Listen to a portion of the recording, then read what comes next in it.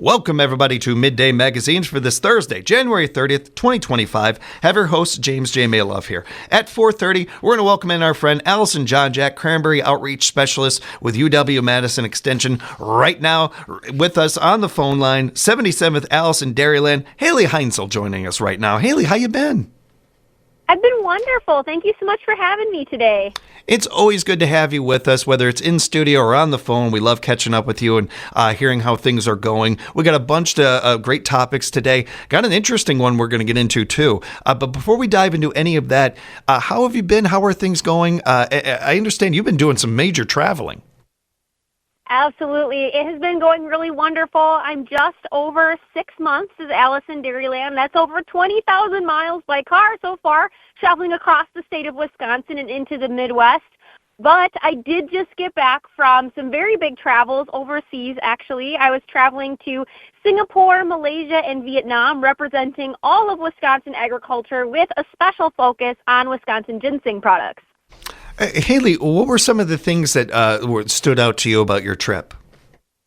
What was really interesting is Singapore and especially Malaysia were much newer markets for Wisconsin ginseng. So for anyone unfamiliar, the Ginseng Board of Wisconsin handles a lot of the marketing of Wisconsin ginseng products. Ginseng is Wisconsin's state herb. We produce 98% of the cultivated ginseng in the United States, with 85% of that about being sent over to Southeast Asia for consumption. The Ginseng Board of Wisconsin markets Wisconsin ginseng, but they don't actually sell it. So they work on behalf of ginseng growers, helping to sell those ginseng products and opening up new markets for those growers rather than actually selling the product directly. So we were doing kind of a trade mission of sorts while we were over there. Malaysia was actually brand new. The Ginseng Board of Wisconsin had never been there before. So we spent a lot of time getting to know the culture much better, how they enjoy using Wisconsin ginseng products, and some of those new markets that we can introduce ginseng into.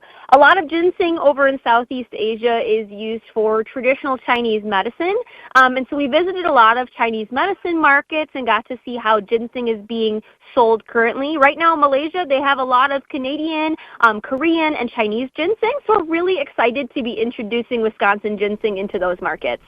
It's fascinating, really interesting to hear, and I don't think a lot of us knew that about Malaysia, that they're new to this and everything. So that there's an open market that we can tap into as well.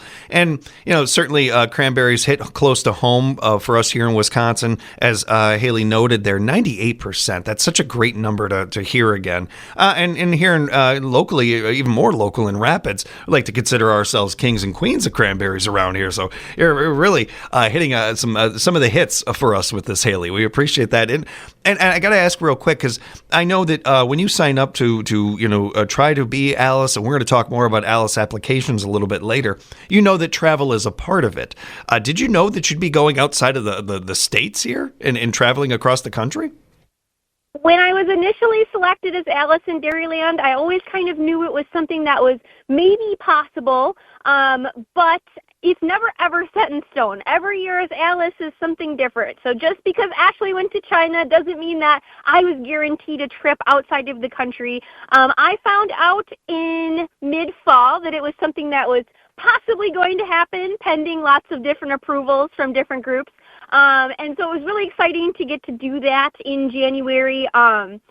Really the opportunity of a lifetime. I do certainly hope to get to travel back to those countries at some point in my life again and really experience them. But there's only going to be one time in my whole life I'll ever get to travel to Asia with a tiara on. That's a great point. That's a really good point. I'm happy for you, and I'm happy for not just that, but certainly our ag industry and being able to really make a good impression with a whole new market. That only leads to a better economy and a better for our whole state, especially our ag industry. That's very cool. Nice work, Halei. Nice work to you and everybody that traveled over there. Halei, we're about to dive into a topic that journalistically I have to mention. I have come out on the air many times and mentioned I am not a potato guy. I love French fries. I like potato chips, but something about potatoes and mashed potatoes, it's just never really been my thing, and I've never really gotten too into them. But in recent years, I've tried to be more of an adult and eat more foods and try different things. And between you and I, Halei, I don't mind potatoes that much anymore. Like it turns out they're quite a bit of fun. They're really good, and there's so many different things you can do with them. So we'll dive right into this one, Wisconsin potatoes, and let's touch on this topic. Yes, and it's really good that potatoes are starting to grow on you. Wisconsin is third in the nation for potato production. They really lend to the diversity of our agriculture industry, that $116.3 billion, and potatoes are playing a key role in that. We may be third in the nation, but we are first east of the Mississippi, meaning that Wisconsin really dominates eastern markets. We don't have to fight with Washington and Idaho quite as much over here on the eastern half of the United States. Mm-hmm. And what I really love about potatoes is not only do they lend to the diversity of agriculture, there's a diverse way to use them. Like you said, you can have them fried, mashed, boiled, baked, stewed, and so many more ways. And French fries and potato chips and tater tots are absolutely great ways to enjoy Wisconsin potatoes. No matter how you like to consume them, you're still helping to support those Wisconsin potato growers and Wisconsin farmers. You hear that, Mom? See, Haley say Allison Dairyland said I'm still no. It's a great note there, Haley. We do appreciate that. Now, this time of year, we are enjoying time together and supporting our favorite sports teams. Since Wisconsin potatoes make the perfect addition to our celebrations, got the Super Bowl right around the corner. Can you tell us what is so special about the versatile vegetable? Potatoes really are the perfect addition to any indoor tailgate party this time of year as an appetizer or as a main dish on their own.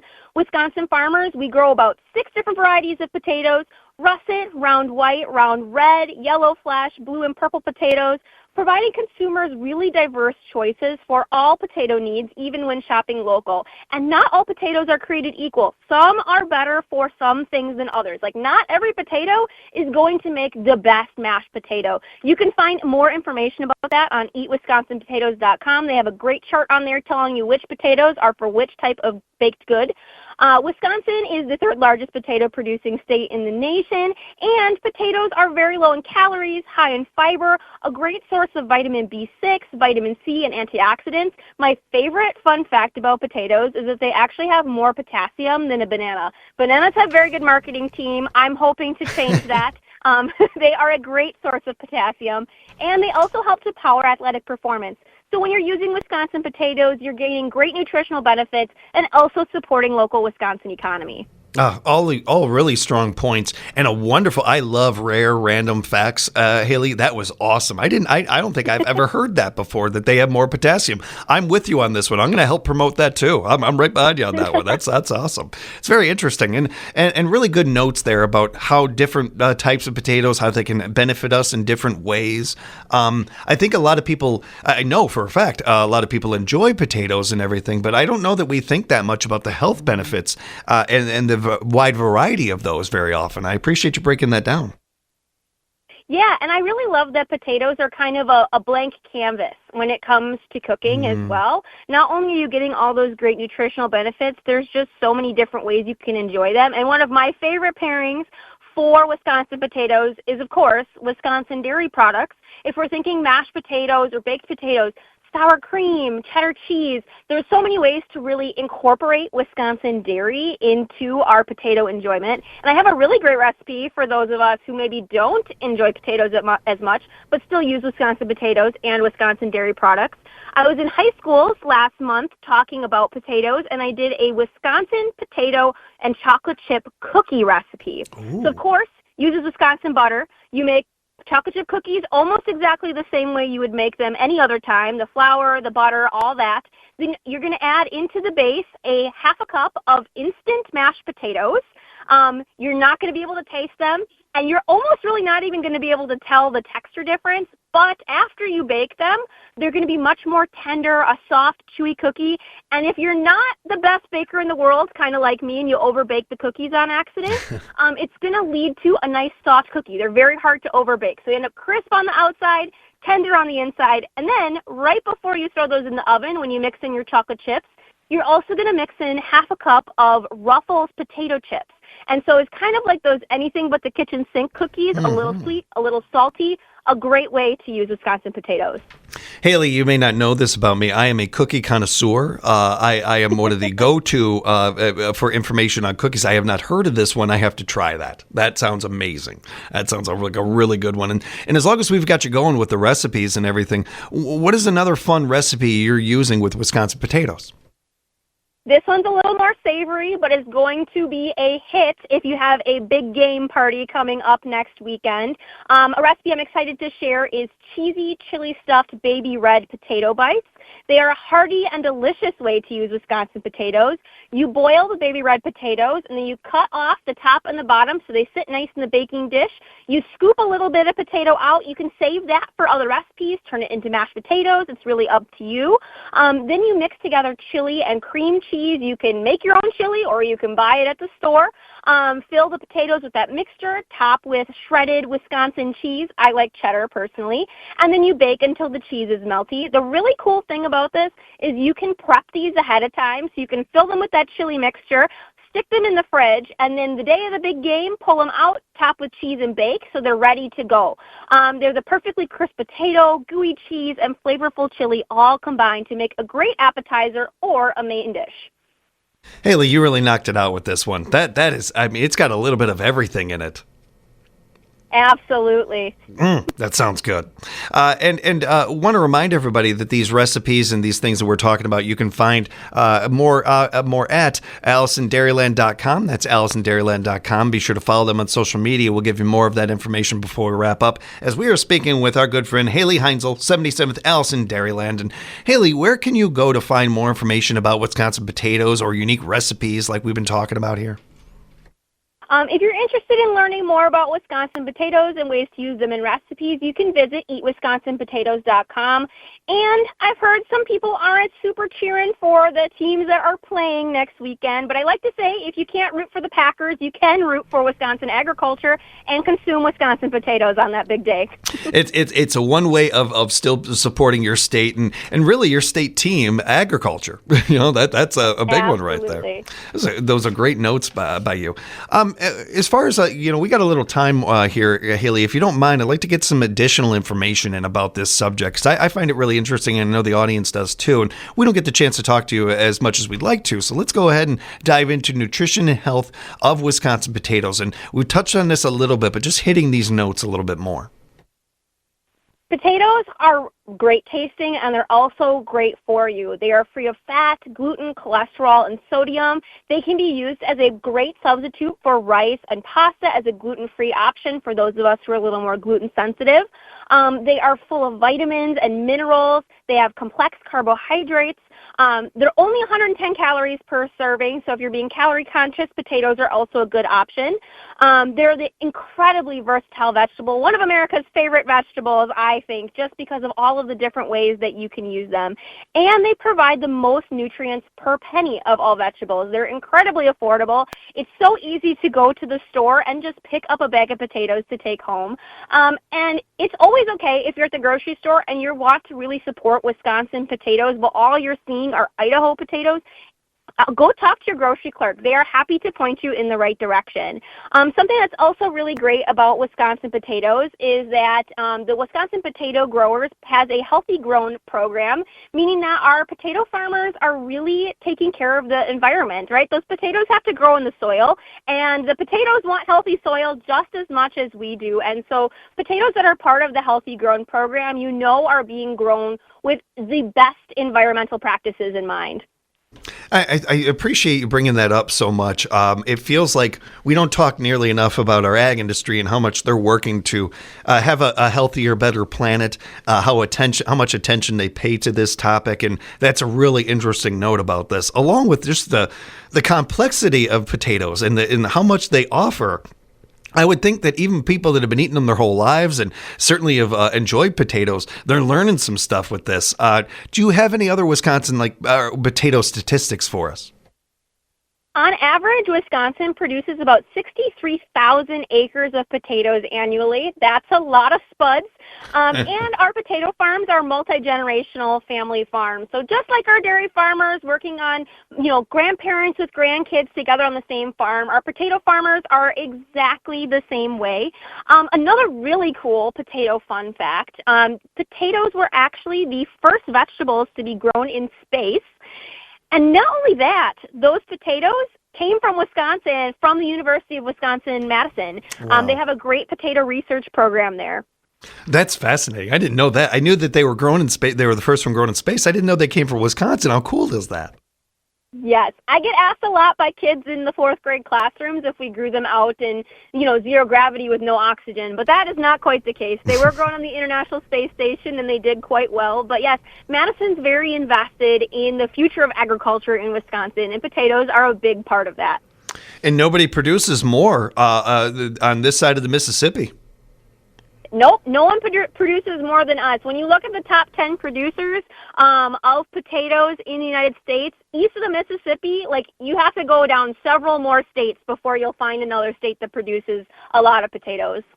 And as I was touching on this before, I did want to hit on this one more time, how our farmers are stewards of the land. Yes, no matter what our farmers are growing, whether they're raising dairy cattle or growing potatoes, our farmers care a whole lot about the environment. They are using practices that are developed by our universities that are doing what's best now, and they're always looking for what's best in the future, whether that's rotational grazing or growing of crops. They are doing what's best for our soil, best for our water, best for our animals, and best for all of us when they are growing those crops. Buy local, support local. That includes our ag industry and certainly includes our potatoes. Enjoy them, everybody, whether it's for the big game or just your dinners coming up here this week or anything. You've got a lot of great options thanks to Halei. And Halei, we're really enjoying talking with you, getting to know you and everything, but it does feel like as quickly as we get to know our Alice in Dairyland, you guys have to move on and go to the next big thing in your lives, and we appreciate the time that you're able to put into these. We are already looking at who might be the 78th Alice, as we have applications open and just a limited time to be able to fill those out. Yes, it is really exciting. I'm already 6 months done with my term as Alice. That means that I only have 6 more months to go. I'll be wrapping up in early July. But that does mean we are looking for 78th Alice right now. If you want to apply to be Alice in Dairyland, get those applications in. They close tomorrow at 4:30 p.m. Tomorrow, January 31st at 4:30 p.m. You can head to the Alice in Dairyland website. There's an application on there, and you'll email that to datcapalice@wisconsin.gov. All you need is to be a woman over the age of 21 years. You want to have at least 3 years of experience in communications, education, and agriculture. And I always say you want to have a passion for what you do. It's really hard to be Alice if you don't really love Wisconsin agriculture. Yeah, and those are great notes, Halei. I appreciate that. I'd just like to piggyback on it a little bit. I believe that you're my fourth or my fifth Alice that I've been able to interview. And when I first started asking this question, this would come up, I was curious about the type of people that would be really good suited for this. You touched on it a little bit there. One thing that I've come to learn is if you hit those qualifiers that Halei just mentioned there, it does all are welcome. People from all kinds of different walks of life have been really excelled at Alice in Dairyland, being the Alice in Dairyland. Absolutely. During my year as Alice, I was the only top candidate who didn't come from a farm or wasn't raised with a farm background. And that's A-okay. I still became Alice. But our Alices come from dairy farms, from beef farms, from vegetable farms, or from no farm at all. Alice really can come from anywhere.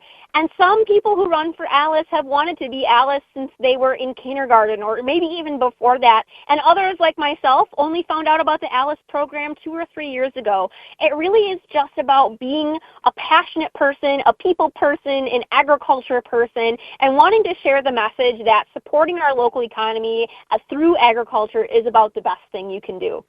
And as we've heard over the years from our Alice in Dairyland, this is so much about being the face of our ag industry and really being able to promote it on a different level that we just appreciate and see the benefits of so much.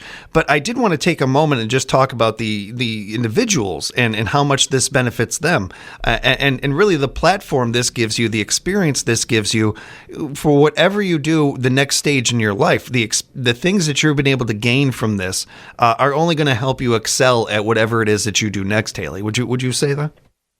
100%. It's the opportunity of a lifetime. And we have those 6 top candidates who vie for the role of Alice in Dairyland. Even if you just make it through the top candidate process, the Department of Agriculture, Trade, and Consumer Protections awards you a marketing communication certificate, which is something you can put right on your resume or your LinkedIn, which is already going to help you with your next career move. But if you become Alice, there is so much professional development throughout the year. Just in the last 6 months, it's incredible how far I've come from those first couple radio interviews. You hit the ground running, learning more about being an ambassador and being on TV and the radio and social media and writing, and there's just so many skills that you gain so quickly in such a short period of time. And not only are you doing a lot of learning, you're also having a lot of fun while you're getting paid to do it. I don't think everyone realizes this is my full-time job for 1 year. So I do work for the Department of Agriculture. The job pays $45,000 a year. That's fully public information for anyone to know. But you're also getting to work with big companies and share agriculture on sometimes a national and international stage, which not many people at my age have the opportunity to do that. Yeah, all strong points, Haley. And, the opportunity for young people to make connections, it doesn't happen that often. With something like this, you are just doing that like almost every day. It's all noteworthy and a great opportunity for any young person out there. Encourage you to find out more about this, whether you'd like to invite Alice to an event or you want to become the 78th Alice in Dairyland. All that information is available for you at AliceInDairyland.com. Haley, if people have other follow-up questions, is there other ways to get in touch with you or find out recipes or other things?